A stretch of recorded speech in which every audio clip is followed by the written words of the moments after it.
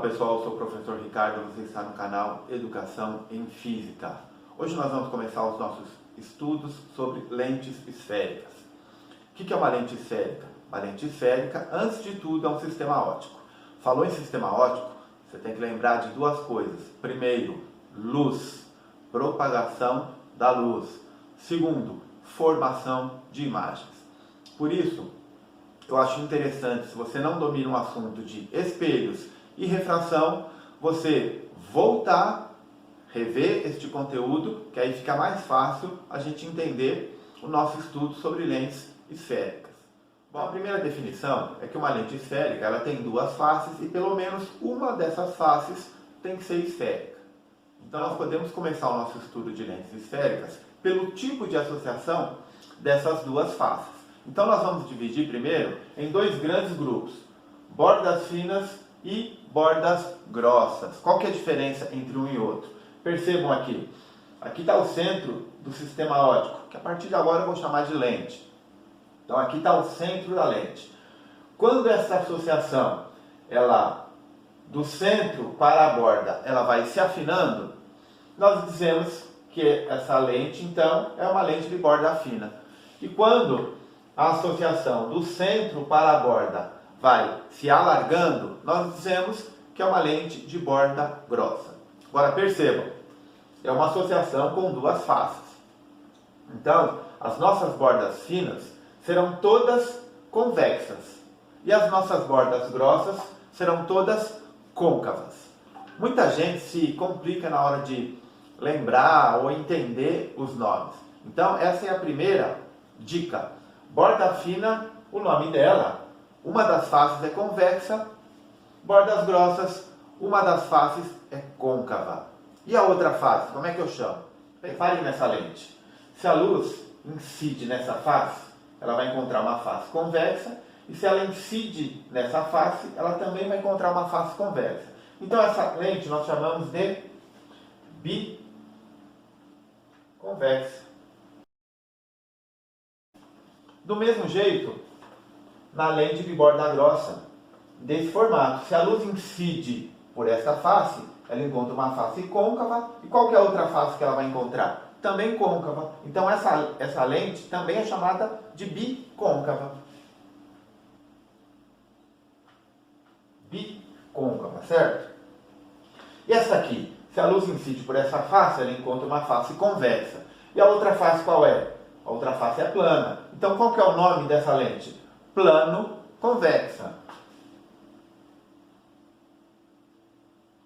Plano convexa. Essa aqui é a mesma coisa, né? Uma face côncava, uma face convexa, uma face côncava, uma face plana. O nome dessa lente é plano côncava. Agora a confusão acontece nesse tipo de lente aqui. Porque essa lente tem duas faces, uma é côncava, outra é convexa, e essa aqui também. Então como é que eu defino? Bom, a definição vem daqui, ó. Se a minha lente de borda fina, ela sempre vai se chamar convexa, essa aqui então vai se chamar de côncavo convexa.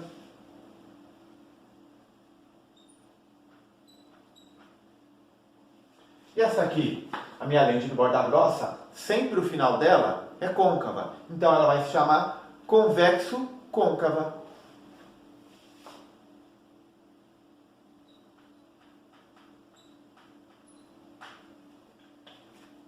Então essa é a nossa nomenclatura, mas essa nomenclatura ela não serve só para dar nome. Ela serve para diferenciar os tipos de lentes. Importante para a gente não ter que ficar desenhando toda vez uma lente nesse tipo de formato, é a gente adotar uma representação para lente de bordas finas e lente de bordas grossas. Então, a partir de agora, quando a gente quiser representar uma lente de borda fina, a gente vai representar nesse formato. Um segmento de reta com uma setinha afinando aqui na borda. E a lente de borda grossa? Também um segmento de reta com a setinha alargando aqui na sua borda. Então, essa é a representação. Lente de borda grossa, a borda é grossa. E essa representação para lente de borda fina, a borda é fina. Outra análise importante é o comportamento óptico das lentes. Quando a luz incide sobre a lente, ela atravessa a lente. Qual que é esse comportamento então? Vamos fazer essa análise para uma lente de borda fina e uma análise para uma lente de borda grossa.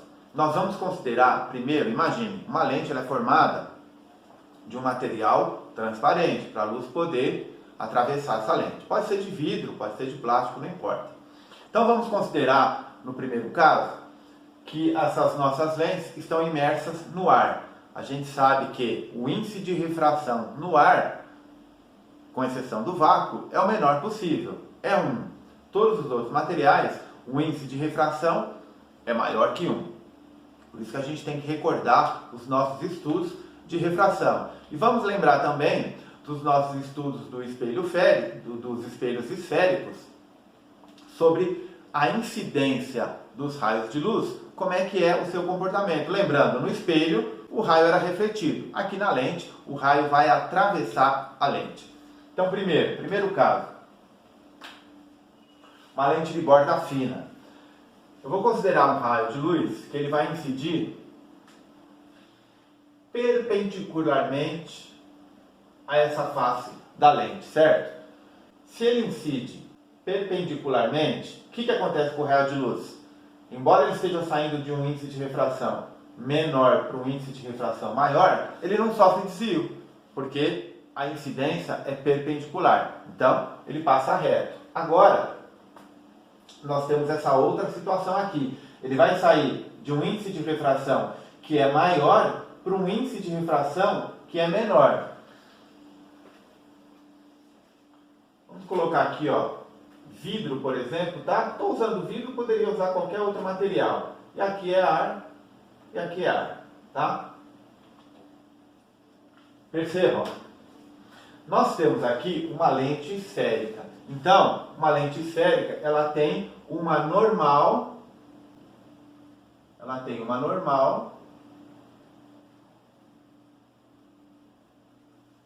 que é perpendicular à superfície da lente.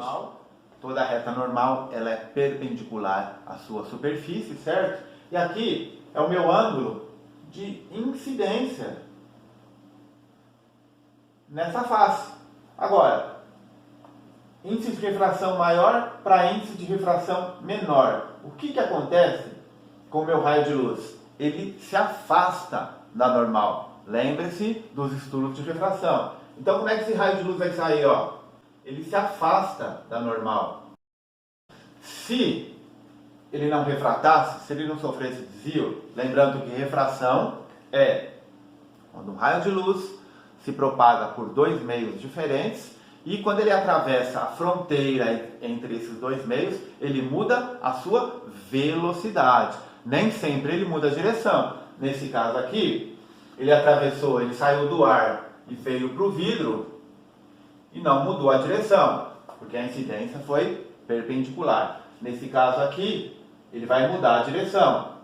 Índice de refração maior para o índice de refração menor, ele se afasta da normal. Então, se ele viesse reto, ele ia passar por aqui, né? Como ele se afasta da normal, ele sofre esse desvio. Vamos pegar um outro raio aqui embaixo? Mesma coisa, ó. Incide perpendicularmente, passa reto. O que acontece com ele? Onde é que está a normal aqui, ó? Normal está aqui, certo? Vou usar outra cor aqui, ó. Então aqui, ó, é a normal. Aqui também é a nossa reta normal. O que acontece com esse raio? Ele se afasta da normal. Então ele vem para cá, ó. Então nós podemos perceber que qual o comportamento óptico de um raio de luz passando do ar para o vidro e depois novamente do vidro para o ar numa lente de bordas finas. Esses raios, eles são convergentes. Então, nós também dizemos que uma lente de borda fina, ela é convergente. Claro, quando nós estamos falando de um material que tem um índice de refração maior do que o meio onde ele está imerso. E o comportamento óptico para uma lente de borda grossa? Vamos fazer aqui usar o mesmo método. Então vou pegar aqui um raio de luz incidindo perpendicularmente na face plana, certo?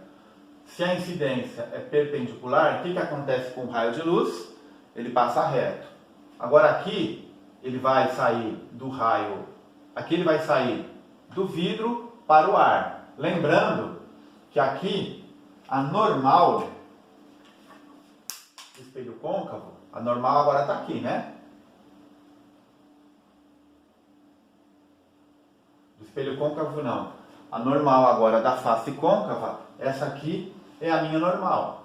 Bom, se eu sei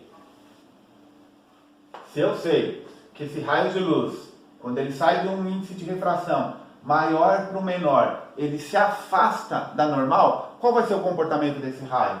Já percebeu, né? Ó, ele se afastando da normal, né?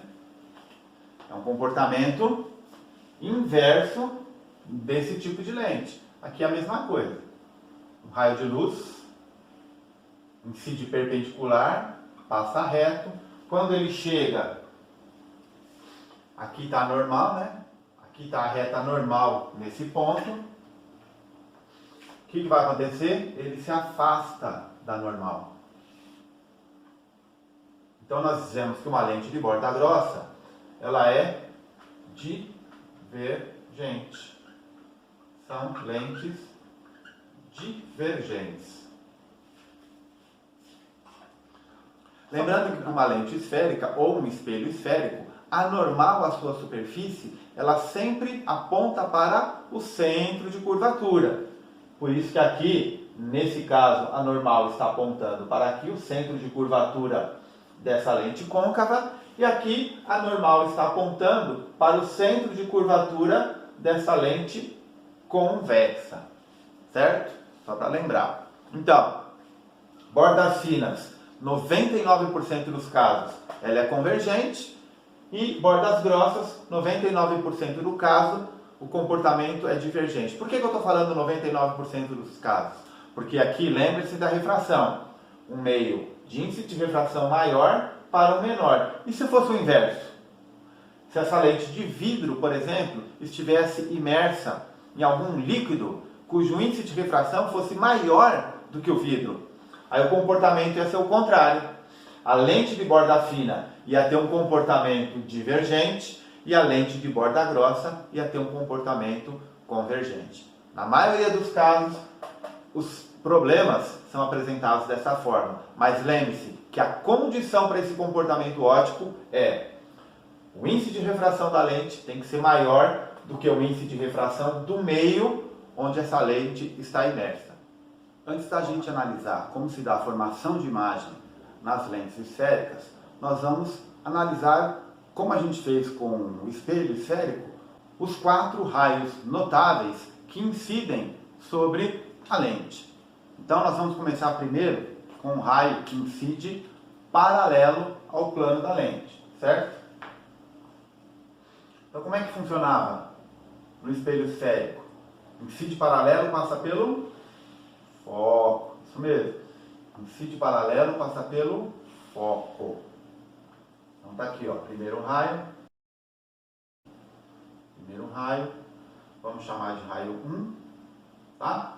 Incide paralelo, passa pelo foco. No espelho esférico, a gente tinha um ponto aqui, que era o vértice desse espelho, certo? Aqui também nós temos, só que aqui nós vamos chamar, no caso das lentes, de centro óptico. No espelho esférico, como é que era? O raio passava pelo vértice e voltava pelo vértice. Aqui, o raio vai passar pelo centro óptico, só que ele não volta, ele atravessa a lente. Então, ele passa sem sofrer desvio nenhum, ele passa reto. Então, como é que é um raio que incide pelo centro óptico? Ele passa pelo centro óptico e passa reto, certo? Vamos chamar esse raio aqui de raio 2. Lembrando do estudo sobre espelhos. Então a gente viu, incide paralelo passa pelo foco. Essa aqui é uma lente que tem um comportamento convergente, lente de bordas finas que tem um comportamento convergente. Por que eu falo isso? Porque a condição é O índice de refração da lente tem que ser maior do que o índice do meio onde ela estiver imersa. Nessa situação, a lente de borda fina é convergente, nunca se esqueçam disso. Então, incide paralelo passa pelo foco. E a gente já sabe que o ponto onde os raios convergem é o foco da lente. Só que nessa lente aqui nós temos duas faces. Então eu tenho um foco desse lado e tenho um foco desse outro lado. Esse ponto desse lado dessa face, ele é simétrico, né, a esse aqui. Então vou marcar o outro foco aqui. E nós vamos chamar de, para diferenciar esses dois focos, na lente convergente, na lente de borda fina, eu vou chamar esse foco de foco objeto e esse foco de foco imagem. Porque aqui é normalmente onde está meu objeto e aqui é normalmente onde está a imagem desse objeto. Então, foco objeto, foco imagem. Por que eu fiz isso? Para a gente traçar o terceiro raio. Incide pelo foco, sai paralelo. Então vamos fazer isso aqui, ó. Incide pelo foco, certo? Sai paralelo. Mas Ricardo, você não falou que numa lente convergente os raios, vou chamar isso aqui de raio 3, tá? Você não falou que numa lente convergente os raios convergem para o foco? Cuidado! Isso aí vale para o raio que incide perpendicular à superfície da lente. Os outros raios não. Os outros raios obedecem a essas regras. E qual que era o quarto raio notável? Era o raio que passava pelo centro de curvatura do espelho e ele voltava pelo centro de curvatura. Aqui nós temos um centro de curvatura também, que afinal de contas é uma lente esférica. Mas a gente dá outro nome. A gente vai chamar esse ponto, que seria o centro de curvatura, nós vamos chamar de ponto antiprincipal. Na hora que a gente for analisar com mais cuidado, a gente vai explicar melhor. Mas por enquanto, o que era o centro de curvatura no espelho, na lente, vai ser o ponto antiprincipal. Então eu vou marcar esse ponto aqui. Lembrando, o foco ficava exatamente na metade da distância entre o centro de curvatura e o vértice do espelho. O meu ponto antiprincipal é a mesma coisa.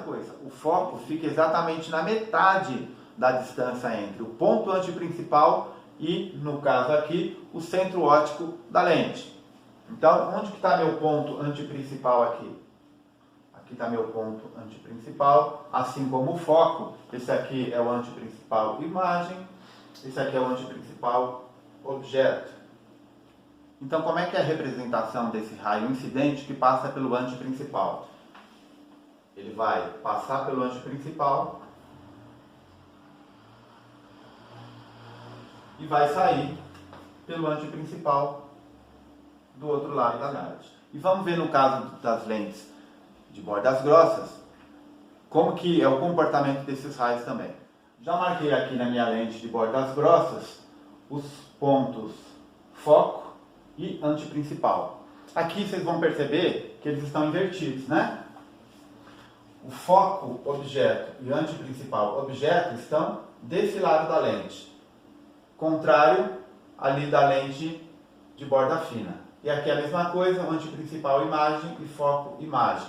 A gente vai ver isso por quê mais pra frente. Mas vamos analisar os raios? Então vamos lá. Incide paralelo passa pelo foco. Ricardo, mas esse raio agora, ele é divergente. Então o que vai acontecer com ele? Ele vai divergir. Então quem que vai passar pelo foco é o prolongamento desse raio. Assim como o espelho convexo, lembra? O espelho convexo funcionava dessa forma. Então, esse vou chamar aqui de raio 1, para vocês poderem associar com aquele desenho. Incide paralelo passa pelo foco, mas dessa vez ele vai passar pelo foco que está desse lado. Foco imagem, foco imagem. Lembre-se disso. Segundo raio, passa pelo centro óptico, sai pelo centro óptico. Aqui não muda nada. Passou pelo centro óptico, sai pelo centro óptico. Aqui é o raio 2. O raio 3 incide pelo foco, passa paralelo. Como é que funciona esse raio?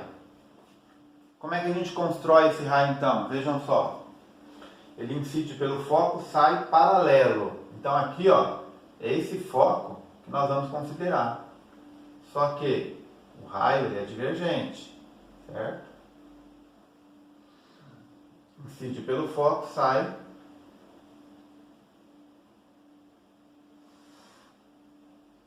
paralelo. É o raio 3, certo? Aqui, esse raio 4, que é o antiprincipal, o comportamento dele é igual. Então, vou fazer assim. Esse quarto raio passa pelo antiprincipal, sai pelo outro antiprincipal. A construção dele é um pouco diferente, vamos fazer aqui, mas quase nunca você vai usar esse raio para formação de imagens. Então, vejam só.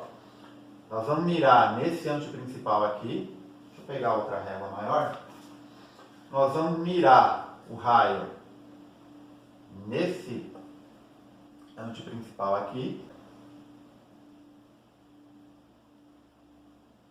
Ele vai passar aqui, ó. Então tá aqui o nosso raio 4, mirando no antiprincipal, ele sai pelo antiprincipal, mirando nisso aqui. Tá os prolongamentos aqui, esse raio é meio esquisito mesmo, aqui ele também é esquisito, né? Mas aqui é só para você ficar ciente da existência dele. Quase nunca vamos usar este raio. Antes da gente ir para o nosso exercício de aplicação, eu vou fazer um resumo de tudo isso e vou dar mais algumas definições também, que eu deixei para falar no final, para não confundir a cabeça de você. Então vamos lá. Lentes é um sistema óptico formado por duas faces. Uma das faces obrigatoriamente tem que ser esférica, a outra face pode ser plana. Essa minha lente é um sistema óptico que é feita de um material cujo índice de refração é diferente do índice de refração no meio no qual esse sistema óptico está imerso. Faz sentido? Faz. Se ele tivesse o mesmo índice de refração, o raio de luz ia passar reto. Então, para que a lente? Bom, segundo ponto, nós podemos dividir as lentes em dois grandes grupos: bordas finas, bordas grossas. Bordas finas recebe o nome de convexa, alguma coisa convexa, biconvexa, plano convexa, côncavo convexa. E a lente de borda grossa recebe o nome de côncava, bicôncava, plano côncava, convexo côncava. É a outra face desta lente. Terceiro, nós estamos falando aqui de lentes delgadas. Você vai ouvir muito isso. Não falei antes para não confundir a cabeça. Mas o que é uma lente delgada? É a lente cujo espessura é muito menor do que o seu centro de curvatura. Então essa é a definição de lente delgada. A sua espessura é desprezível em relação ao seu centro de curvatura. Outra definição muito importante é que nós trabalhamos basicamente com os raios que incidem ou paralelo ou muito próximo de ser paralelo ao meio, ao centro da lente. Essas duas definições, então, raios que são quase paralelos ou muito paralelos ao centro da lente, que nós chamamos de raios para-axiais. E a condição da espessura da lente, que ela tem que ser bem fina em relação ao seu centro de curvatura, ou seja, uma lente delgada, vão dar as condições de nitidez dessa lente. Quanto mais essa lente se aproximar dessas condições, melhores vão ser as condições de nitidez que essa lente vai apresentar. Quem estudou e definiu essas condições foi um físico matemático alemão chamado Karl Gauss, e por isso essas lentes esféricas que atendem essas condições são chamadas de lentes gaussianas. Então vou sair aqui da frente para você dar um print na tela se quiser. Nós vamos colocar um exercício de aplicação e aí a gente já volta.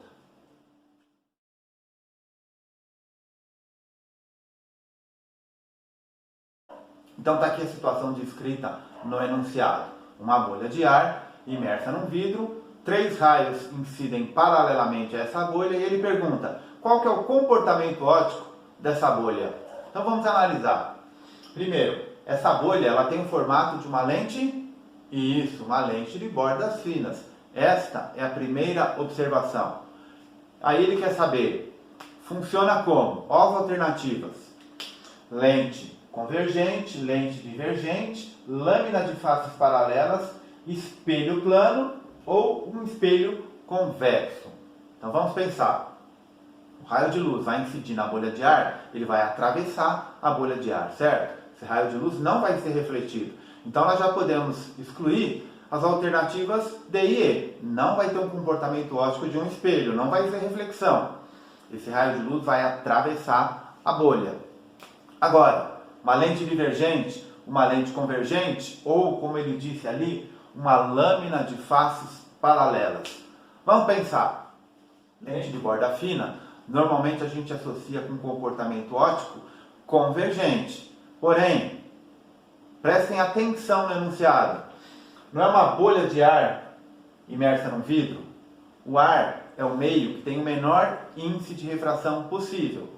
Com exceção do vácuo. O vidro certamente tem um índice de refração maior do que o ar. Então, o comportamento óptico do raio de luz, quando ele atravessa a bolha, como que vai ser? Ele é paralelo, não é? Então ele vai passar reto. O que vai acontecer com ele?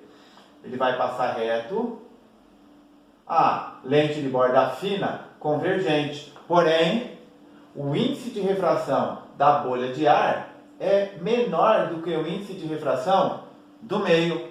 Aí inverte o comportamento. O comportamento vai ser divergente.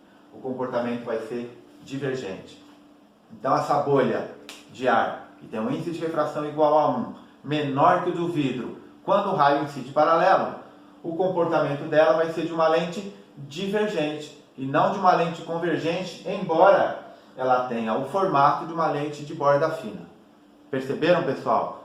Então é muito importante esse conceito. Lente de borda fina, 99% dos casos, se o problema não informar, se comporta como uma lente convergente. Porém, isso está condicionado ao índice de refração do material da lente e o meio onde ela está imersa.